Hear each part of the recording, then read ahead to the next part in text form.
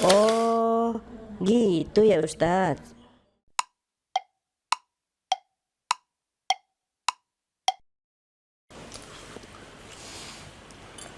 Sat, dengar-dengar antum di rumah miara burung banyak, Sat. Ya, alhamdulillah ada. Wah, berapa banyak? Ada sekitar 7 ekor lah. 7 ekor. Itu cuman buat pelihara apa? Seneng aja karena dari kecil namanya anak kampung, ya senangnya melihara burung. Kenapa, Sat? Pilihannya burung, kan ada yang lain lah, binatang banyak gitu. Ya, burung itu memang istimewa dan diistimewakan di dalam Quran.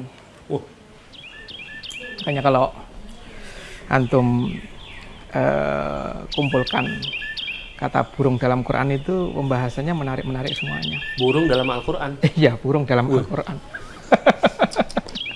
Keren-keren. Kayak Gimana, apa? Sat? Jadi satu, burung dalam Quran itu selalu dikaitkan dengan kebaikan-kebaikan. Nggak ada yang dikaitkan dengan keburukan. Contohnya, burung dalam kisah Qabil dan Habil. Ketika Qabil membunuh Habil kan dia bingung cara apa menyikapi jenazah saudaranya gimana. Apa yang Allah kirim? Burung. Iya, iya, iya.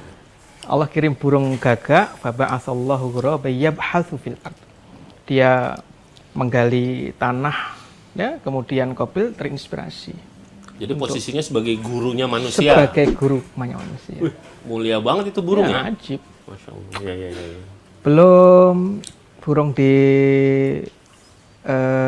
surat Al-Fil. Fa'arsala alaihim tayran Tayran ababil. ababil. Lihat, itu burung dihadirkan oleh Allah untuk menjaga rumahnya yang mulia. Ya, untuk menjaga Ka'bah. Betul, betul. Itu tidak, karena hari itu belum ada orang beriman, maka Allah serahkan kepada burung. Begitu nanti setelah Nabi diutus banyak orang beriman, maka yang menjaga Ka'bah adalah orang beriman. Bukan hanya itu, Apalagi, Zat? surat An-Naml ketika Nabi Sulaiman mencari burung hudhud itu, watafaqadat tayr wa qala ma liyala aral hudhuda am kana minal ghaibin. Saya mencari hudhud itu di mana, ternyata hudhud itu burung, dia datang waji'tu kamin sabain binaba'in yakin, datang dari negeri Sabak membawa berita yang itu berita diabadikan dalam Al-Quran. Dan itu lewat informasi burung. Berarti sebagai informan. Sebagai informan dan bagian dari kerja rahasia memang. Iya. Dan yang lebih penting dari itu, Ada lagi, Zat? ada surat Al-Waqiah. Allah berfirman, nanti di surga itu orang-orang ahli surga itu akan makan buah-buahan, wa fakihatin mimma yatakhayyarun. Mereka akan makan buah-buahan dari yang mereka pilih.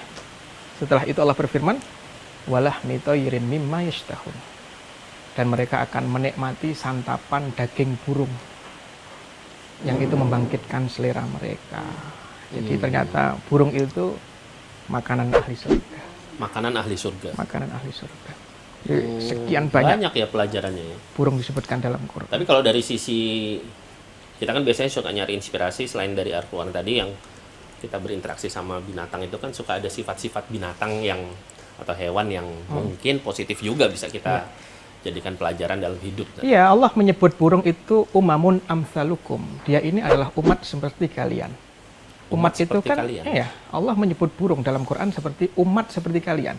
Apa maknanya, Zat? Apa maknanya? Umat itu kan tidak hanya satu. Umat itu kan banyak. Karena burung itu berkoloni. Orang beriman harusnya beramal berjamaah. Oke. Tidak menyendiri. Kenapa? Serigala lebih berani untuk menyantap domba yang sendirian. Jadi burung mengajarkan kepada kita amal jamaah, bareng-bareng. Kalau mau safar lagi apa? Migrasi itu bareng-bareng migrasi, gitu. Terbang kemana bareng-bareng kumpul dan begitu seterusnya. luar biasa di amal jama'i. Oh, gitu ya Ustadz.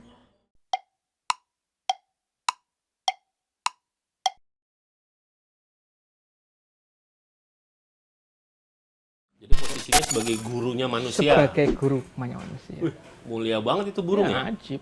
Masya Allah. Ya. Belum jaga rumahnya yang mulia. Ya, untuk menjaga Ka'bah. Betul. Itu safar lagi apa? Imigrasi itu bareng-bareng migrasi, gitu.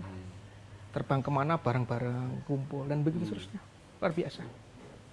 Di amal jama'i. Ada lagi selain amal jama'i apa lagi? Ya, burung mengajarkan kepada kita tentang sebuah sikap hati yang namanya adalah tawakal. Hah? Tawakal. Tawakal. Tawakal kita disuruh belajar sama burung kan? Suruh belajar sama burung, Nabi mengatakan. Ya Allah. Ya, lau tawakkaltum 'alallah haqqa tawakkulikum. Kalau kalian tawakal kepada Allah dengan sebenar-benarnya tawakal, la razaqakum kama yarzuqut thair. Allah akan memberi rezeki kalian seperti Allah memberi rezeki pada burung. Gimana? Tagdu himasan wa taruhu bitanan. Keluar pagi hari perutnya lapar, pulang sore hari perutnya kenyang. Syaratnya tawakal. Jadi ternyata binatang burung itu binatang yang super tawakal. Ya, dia terbang sesuai dengan takdir Allah menerbangkannya kemana. Kan itu. Dan dia tidak menyimpan makanan untuk esok hari, udah esok dipikirin esok. Apa Zat biasanya di diri manusia itu yang suka kalah sama burung dalam urusan ini? Ya, karena manusia itu suka mengatur Allah. Hah? Oh.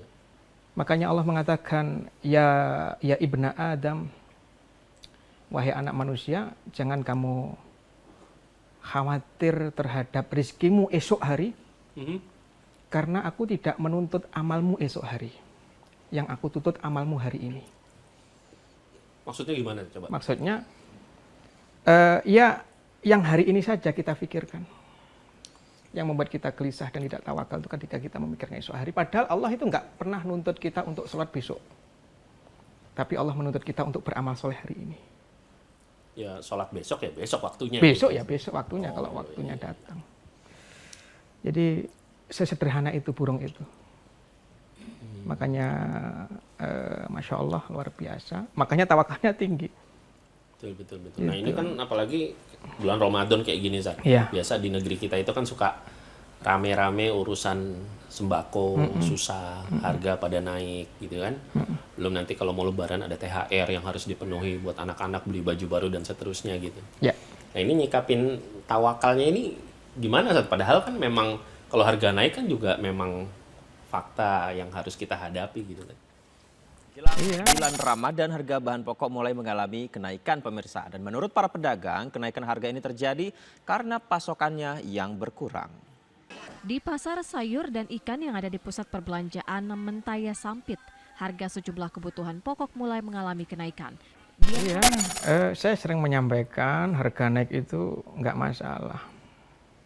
Harga rendah, tapi tidak Allah bantu, kita juga nggak bisa beli. Walaupun harganya murah ya? Walaupun harganya murah. Gitu loh. Jadi dulu harga apa gitu murah, nggak beli, begitu rame, begitu harganya naik pada rame. Dulu ketika murah aja nggak beli, nggak bisa beli juga.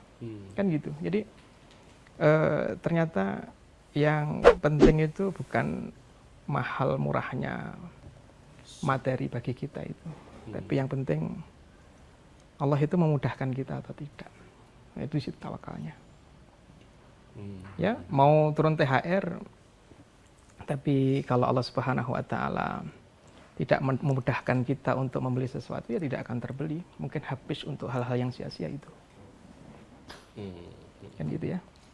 Apalagi kalau kita juga bulan Ramadan salah menyikapi, lebih fokus mikirin THR-nya daripada ibadah bulan Ramadan. Kan? Itu padahal Gitu THR itu kalau kita pegawai kan sudah pasti dapat, nggak perlu dipikir aja sudah dapat, kan itu. Yang belum pasti itu kita mati husnul khotimah atau su'ul khotimah, itu harus kita pikirkan. Masya Allah. Iya.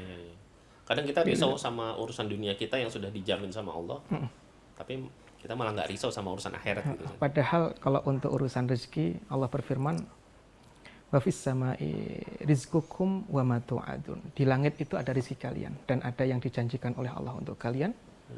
Fa wa rabbis sama, demi Tuhannya langit, innahu lahaq, itu adalah satu hal yang pasti, rezeki itu sebagaimana pastinya kalian melafadzkan. Makanya ketika ada orang Arab Badui mendengar, loh di ayat ini Allah bicara rezeki kok sampai sumpah pada manusia, itu setidak percaya apa sih manusia terhadap rezekinya Allah gitu loh. Kok sampai Allah itu untuk menyampaikan rizkimu itu sudah aku jamin, itu kok sampai Allah harus bersumpah gitu loh. Itu saking nggak percayanya manusia terhadap Kelewatannya rezeki. manusia seperti Kelewatannya itu. manusia. Makanya orang Badui heran, apa yang membuat Allah itu harus bersumpah untuk menyampaikan bab rezeki kepada manusia. Kita lagi-lagi belajar juga sama orang Badui. Sama orang Badui.